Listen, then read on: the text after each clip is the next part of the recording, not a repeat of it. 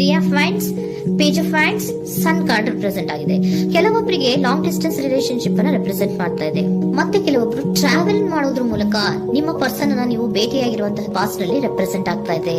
ನಿಮ್ಮ ಪಾಸ್ಟ್ ನಲ್ಲಿ ನಿಮ್ಮ ಲವ್ ಲೈಫ್ ನ ವಿಚಾರದಲ್ಲಿ ಒಂದು ರೊಮ್ಯಾಂಟಿಕ್ ಇತ್ತು, ಒಂದು ರೀತಿಯ ಕ್ಯೂರಿಯಾಸಿಟಿ ಇತ್ತು, ಒಂದು ಎಂಜಾಯ್ ಇತ್ತು. ಕೆಲವೊಂದು ರೀತಿಯ ಮೆಸೇಜ್ ಗಳನ್ನ ಎಕ್ಸ್ಚೇಂಜಿಂಗ್ ಮಾಡ್ಕೋತಾ ಇದ್ರಿ, ಫೋನ್ಗಳ ಮೂಲಕ ಅಥವಾ ವಾಟ್ಸ್ಆಪ್ ಗಳ ಮೂಲಕ ಮೆಸೇಜ್ ಗಳನ್ನ ಕಳಿಸ್ಕೊಳ್ಳುವಂತಹದ್ದು, ಒಂದು ರೀತಿಯ ಕ್ಯೂರಿಯಾಸಿಟಿ, ಎಕ್ಸೈಟ್ಮೆಂಟ್ ಗಳೆಲ್ಲ ನಿಮ್ಮ ಲವ್ ಲೈಫ್ ನ ವಿಚಾರದಲ್ಲಿತ್ತು.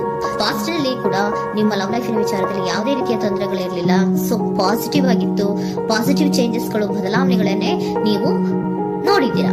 ಯಾವುದೇ ರೀತಿಯ ತೊಂದರೆಗಳೇನು, ಜಗಳಗಳೇನು ಇಲ್ಲದೆ ಇರುವಂತಹದ್ದು ರೆಪ್ರೆಸೆಂಟ್ ಆಗ್ತಾ ಇದೆ.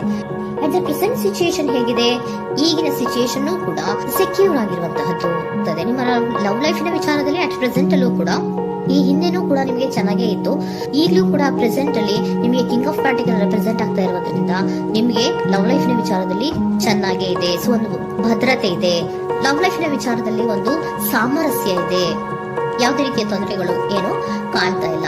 ಸೆಕೆಂಡ್ ಕಾರ್ಡ್ ಬಂದಿರುವಂತಹ ಪ್ರೆಸೆಂಟ್ ಸಿಚುಯೇಷನ್ ಸ್ಟ್ರೆಂತ್ ಇದೆ, ಬಾಂಡೇಜ್ ಇದೆ. ಚೆನ್ನಾಗಿ ನೀವಿಬ್ಬರ ಮಧ್ಯೆ ಒಂದು ಬಾಂಡೇಜ್ ಇದೆ, ಸಾಮರಸ್ಯ ಇದೆ, ಹೊಂದಾಣಿಕೆ ಗುಣಗಳು ತುಂಬಾ ಇದೆ. ಆದ್ರೂ ಕೂಡ ಅಟ್ ಪ್ರೆಸೆಂಟ್ ಅಲ್ಲಿ ಕೆಲವೊಂದು ವಿಚಾರಗಳ ಬಗ್ಗೆ ಅನುಮಾನವನ್ನ ಪಡ್ತಾ ಇರುವಂತಹದ್ದು ರೆಪ್ರೆಸೆಂಟ್ ಆಗ್ತಾ ಇದೆ.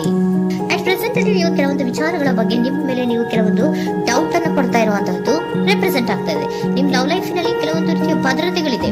ಸೊ ಯಾವುದೇ ರೀತಿಯ ತೊಂದರೆಗಳೇನೂ ಇಲ್ಲ, ಒಂದು ರೀತಿಯ ಗುಡ್ ಬಾಂಡೇಜ್ ಇದೆ. ಆದ್ರೂ ಕೂಡ ನಿಮ್ಮಲ್ಲಿ ಯಾಕೋ ಆತ್ಮವಿಶ್ವಾಸ ಇಲ್ಲ, ಆತ್ಮವಿಶ್ವಾಸದ ಕೊರತೆಗಳು ರೆಪ್ರೆಸೆಂಟ್ ಆಗ್ತಾ ಇದೆ. ಯಾವುದೋ ಕೆಲವೊಂದು ಅನುಮಾನಗಳು ನಿಮ್ಮಲ್ಲಿ ನಿಮ್ಮ ಲವ್ ಲೈಫಿನ ವಿಚಾರವಾಗಿ ಇರುವಂತಹದ್ದು ರೆಪ್ರೆಸೆಂಟ್ ಆಗ್ತಾ ಇದೆ. ಏನಾದ್ರೂ ತೊಂದರೆ ಆಗ್ತಾ ಇದೆಯಾ, ನನ್ನ ಲವ್ ಲೈಫಿನ ವಿಚಾರವಾಗಿ ಏನಾದ್ರೂ ತೊಂದರೆ ಆಗ್ತಾ ಇದೆಯಾ ಅಂತ ನಿಮ್ಮಲ್ಲಿ ನೀವು ಅನುಮಾನವನ್ನ ಪಡ್ತಾ ಇರುವಂತಹದ್ದು ರೆಪ್ರೆಸೆಂಟ್ ಆಗ್ತಾ ಇದೆ. ಫ್ಯೂಚರಿನ ಬಗ್ಗೆ ಹೇಳೋದಾದ್ರೆ ಕ್ವೀನ್ ಆಫ್ ಪ್ಯಾಂಟಿಕಲ್ಸ್ ಬಂದಿದೆ. ಕ್ವೀನ್ ಆಫ್ ಪ್ಯಾಂಟಿಕಲ್ಸ್ ಬಂದಿರುವಂತಹದ್ದೇನು, ಒಂದು ರೀತಿಯ ಪೋಷಣೆಯನ್ನ ಮಾಡುವಂತಹದ್ದು ರೆಪ್ರೆಸೆಂಟ್ ಆಗ್ತಾ ಇದೆ.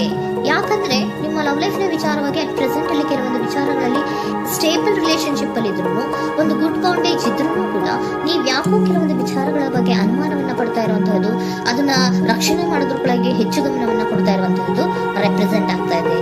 ಇಮಿಡಿಯೇಟ್ ಫ್ಯೂಚರಿನ ಬಗ್ಗೆ ಹೇಳೋದಾದ್ರೆ ನೀವೊಂದು ರೀತಿಯ ಪೋಷಣೆಗಳನ್ನ ಮಾಡುವಂತಹದ್ದು, ನಿಮ್ಮ ಲವ್ ಲೈಫಿನ ವಿಚಾರವಾಗಿ ಕೆಲವೊಂದು ರೀತಿಯ ಹೆಚ್ಚು ಗಮನವನ್ನ ಕೊಡುವಂತಹದ್ದು, ಯಾವುದೋ ನಿಮ್ಮ ವಿಚಾರಗಳಲ್ಲಿ ಹಿಡಿತದಲ್ಲಿ ಏನ್ ಇಟ್ಕೊಂಡಿದ್ರೋ, ನಿಮ್ಮ ಪೊಸೆಸಿವ್ನೆಸ್ ಅನ್ನ ಏನ್ ಇಟ್ಕೊಂಡಿದ್ರೋ, ಯಾವುದೋ ಕೆಲವು ವಿಚಾರಗಳಲ್ಲಿ ನೀವು ಬಹಳಷ್ಟು ಓಪನ್ ಅಪ್ ಆಗಿ ಮಾತಾಡದೆ, ಯಾವ ವಿಚಾರಗಳನ್ನು ಕೂಡ ಹೇಳ್ಕೊಳ್ಳದೆ, ನಿಮ್ಮಲ್ಲೇ ನೀವು ಕೆಲವೊಂದು ಬೇಜಾರುಗಳನ್ನ ಏನ್ ಇಟ್ಕೊಂಡಿದ್ರೋ ಆ ವಿಚಾರಗಳನ್ನ ನೀವು ಮಾತಾಡುವಂತಹ ಸಾಧ್ಯತೆಗಳು ಇಮ್ಮಿಡಿಯೇಟ್ ಫ್ಯೂಚರ್ ನಲ್ಲಿ ಕಾಣಿಸ್ತಾ ಇದೆ.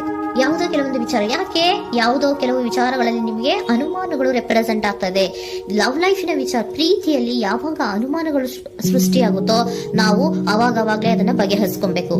ನಮ್ಮಲ್ಲೇ ಇಟ್ಕೊಳ್ಳೋದು, ಅಯ್ಯೋ ಏನಾಗ್ತಾ ಇದೆಯೋ ಅಂತ ಕೊರಗೋದು ಅಥವಾ ಏನಾಗ್ಬಿಡುತ್ತೋ ಅಂತ ಭಯ ಪಡುವಂತಹದ್ದು ಏನು ಬೇಕಾಗಿಲ್ಲ. ಯಾಕಂದ್ರೆ ಲವ್ ಇರುವಂತಹದ್ದೇ ನಂಬಿಕೆಯ ಬುನಾದಿಯ ಮೇಲೆ. ಸೊ ನೀವೇನ್ ಮಾಡ್ಬೇಕು, ಏನಾದ್ರೂ ಸ್ವಲ್ಪ ಡೌಟ್ಗಳು ಬಂದಾಗ ನೀವು ಅದನ್ನ ಬಗೆಹರಿಸ್ಕೋಬೇಕು. ಯಾವ ವಿಚಾರದಲ್ಲಿ ನಿಮಗೆ ಬೇಜಾರಾಗಿತ್ತು ಅದನ್ನ ನೀವೇನ್ ಮಾಡ್ಬೇಕು, ನಿಮ್ಮಲ್ಲೇ ಇಟ್ಕೊಂಡು ಕೊರಗಬಾರ್ದು. ಓಪನ್ ಅಪ್ ಆಗಿ ಮಾತಾಡೋದ್ರ ಮೂಲಕ ನೀವು ಕ್ಲಾರಿಟಿಯನ್ನ ತಗೊಳ್ಳುವಂತದ್ದು ನಿಮಗೆ ಇಮಿಡಿಯೇಟ್ ಫ್ಯೂಚರ್ ನಲ್ಲಿ ಕಾಣಿಸ್ತಾ ಇದೆ. ಯಾವುದೇ ವಿಚಾರಗಳ ಬಗ್ಗೆ ನೀವು ನಿಮ್ಮ ಲವ್ ಅನ್ನ ಅಥವಾ ನಿಮ್ಮ ಪ್ರೀತಿಯನ್ನ ಭದ್ರವಾಗಿ ಉಳಿಸ್ಕೊಳ್ಳೋದಕ್ಕೋಸ್ಕರವಾಗಿ ನೀವು ನಿಮ್ಮಲ್ಲೇ ಇಟ್ಕೊಂಡಿದ್ದಂತಹ ಅಥವಾ ಕೆಲವು ಬೇಜಾರಿನ ವಿಷಯಗಳ ಬಗ್ಗೆ ನೀವು ಹೆಚ್ಚು ಮಾತಾಡಿ, ಓಪನ್ ಅಪ್ ಆಗಿ ಕೆಲವೊಂದು ವಿಚಾರಗಳ ಬಗ್ಗೆ ಮಾತಾಡುವಂತಹದ್ದು ಮತ್ತೆ ಅದನ್ನ ಕ್ಲಾರಿಟಿಗೆ ತಗೊಳ್ಳುವಂತಹದ್ದು ರೆಪ್ರೆಸೆಂಟ್ ಆಗ್ತಾ ಇದೆ. ನಿಮ್ಮಲ್ಲಿ ಬಾಟಮ್ ಆಫ್ ದ ಡೆಕ್ ಅಲ್ಲಿ ಬಂದಿರುವಂತಹದ್ದೇ ಅದು. ಖುಷಿಯಾಗಿರ್ಬೇಕು, ಸಂತೋಷವಾಗಿರ್ಬೇಕು, ನಮ್ಮ ಲವ್ ಲೈಫಿನ ವಿಚಾರದಲ್ಲಿ ಒಂದು ಎಂಜಾಯ್ ಇರಬೇಕು, ಮತ್ತೆ ನೆಮ್ಮದಿ ಇರಬೇಕು, ಯಾವುದೇ ರೀತಿ ಗಲಿಬಿಲಿಗಳಿರಬಾರ್ದು ಅನ್ನೋಂತಹದ್ದೇ ನಿಮ್ಮ ಎನರ್ಜಿಯಲ್ಲಿ ರೆಪ್ರೆಸೆಂಟ್ ಆಗ್ತಾ ಇರೋದು. ಅದಕ್ಕೋಸ್ಕರನೇ ನೀವು ಏನೇನು ಕೆಲವೊಂದು ಸ್ವಲ್ಪ ಅನುಮಾನವನ್ನ ಪಡ್ತಾ ಇದ್ರಿ ಅಥವಾ ಕೆಲವೊಂದು ವಿಚಾರಗಳಲ್ಲಿ ನೀವು ಡಿಸ್ಟರ್ಬ್ ಆಗಿದ್ರಿ, ಓಪನ್ ಅಪ್ ಆಗದೆ ಹೇಳ್ದೆ ನಿಮ್ಮಲ್ಲೇ ನೀವು ಬೇಜಾರನ್ನ ಮಾಡ್ಕೊಂಡು ಏನು ಕೆಲವು ವಿಚಾರಗಳ ಬಗ್ಗೆ ಕೊರಗ್ತಾ ಇದ್ರಿ, ಅದನ್ನ ನೀವು ಓಪನ್ ಅಪ್ ಆಗಿ ಮಾತಾಡಿ ಅದರ ಬಗ್ಗೆ ತಿಳ್ಕೊಳ್ಳುವಂತಹದ್ದು, ಅದನ್ನ ಕ್ಲಾರಿಟಿಗೆ ತಗೊಳ್ಳುವಂತಹದ್ದು ನಿಮ್ಗೆ ರೆಪ್ರೆಸೆಂಟ್ ಆಗ್ತಾ ಇದೆ. ಪಾಸ್ಟ್ ನಲ್ಲಿ ನಿಮ್ಗೆ ತುಂಬಾನೇ ಚೆನ್ನಾಗಿತ್ತು, ಅಟ್ ಪ್ರೆಸೆಂಟ್ ನಲ್ಲೂ ತುಂಬಾನೇ ಚೆನ್ನಾಗಿದೆ. ಬಟ್ ಕೆಲವೊಂದು ವಿಚಾರಗಳ ಬಗ್ಗೆ ನೀವು ಸೆಲ್ಫ್ ಡೌಟ್ ಅನ್ನ ಪಡ್ತಾ ಇರುವಂತಹದ್ದು ರೆಪ್ರೆಸೆಂಟ್ ಆಗ್ತಾ ಇದೆ.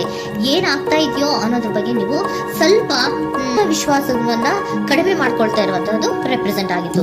ಬಟ್ ಆದ್ರೆ ಇನ್ನು ಇಮಿಡಿಯೇಟ್ ಫ್ಯೂಚರ್ ನಲ್ಲಿ ಏನಪ್ಪಾ ಅಂದ್ರೆ ನಿಮ್ಮ ಲವ್ ಲೈಫ್ ಅನ್ನ ನಾವು ಉಳಿಸ್ಕೊಬೇಕು, ನಾನು ಎಲ್ಲವನ್ನ ನಮ್ಮ ಕಂಟ್ರೋಲ್ ಮೇಲೆ ಇಟ್ಕೊಂಡು ಅಥವಾ ಪೊಸೆಸಿವ್ನೆಸ್ ಅನ್ನ ಬೆಳೆಸ್ಕೊಂಡು ನಾನೇ ಬೇಜಾರು ಮಾಡ್ಕೊಂಡಿದ್ರೆ ಸರಿ ಇಲ್ಲ, ನಾನು ಓಪನ್ ಅಪ್ ಆಗಿ ಮಾತಾಡಿ ಕೆಲವೊಂದು ವಿಚಾರಗಳ ಬಗ್ಗೆ ನಾನು ಕ್ಲಾರಿಟಿಯನ್ನು ತಗೋಬೇಕು ಅಂತ ಆಲೋಚನೆಯನ್ನ ಮಾಡ್ತಾ ಇರುವಂತದ್ದು ರೆಪ್ರೆಸೆಂಟ್ ಆಗ್ತಾ ಇದೆ. ಓಕೆನಾ? ಒಂದು ಏಂಜಲ್ ಗೈಡೆನ್ಸ್ ನ ನಿಮ್ಮ ಲವ್ ರೀಡಿಂಗ್ ವಿಚಾರವಾಗಿ ತಗೊಂಡ್ಬಿಡೋಣ ಅಲ್ವಾ. The situation will improve. ಸಿಚುಯೇಷನ್ಗಳು ಇಂಪ್ರೂವ್ ಆಗತ್ತೆ. ನೀವು ನಿಮ್ಮಲ್ಲೇ ಇಟ್ಕೊಂಡು ಹೊರಗಬೇಡಿ. ಯಾವುದೇ ವಿಚಾರಗಳನ್ನ ನಾವು ಓಪನ್ ಅಪ್ ಆಗ್ಬೇಕು. ನಾವೇ ಬೇಜಾರು ಮಾಡ್ಕೊಂಡ್ರೆ ಅವ್ರಿಗೆ ಏನ್ ಅರ್ಥ ಆಗುತ್ತೆ, ನಿಮ್ ಪರ್ಸನ್ ಏನ್ ಅರ್ಥ ಆಗುತ್ತೆ, ಏನಕ್ಕೆ ಬೇಜಾರು ಮಾಡ್ಕೊಂಡಿದ್ದೀರಾ ಅಂತ ಅವ್ರು ತಿಳ್ಕೊಬೇಕು ಅಲ್ವಾ. ನಿಮ್ಗೆ ಅವರಲ್ಲಿ ಏನೇ ರೀತಿ ಕ್ಲಾರಿಟಿ ಬೇಕು ಅಂದ್ರೂ ಕೂಡ ನೀವು ಮಾತಾಡಿ ಕ್ಲಿಯರ್ ಮಾಡ್ಕೊಳ್ಳಿ. ಅವಾಗ ಏನಾಗುತ್ತೆ, ದ ಸಿಚುಯೇಷನ್ ವಿಲ್ ಇಂಪ್ರೂವ್ ಆಗತ್ತೆ. ಇದಿಷ್ಟು ನಿಮ್ಮ ಮುಂದಿನ ಲವ್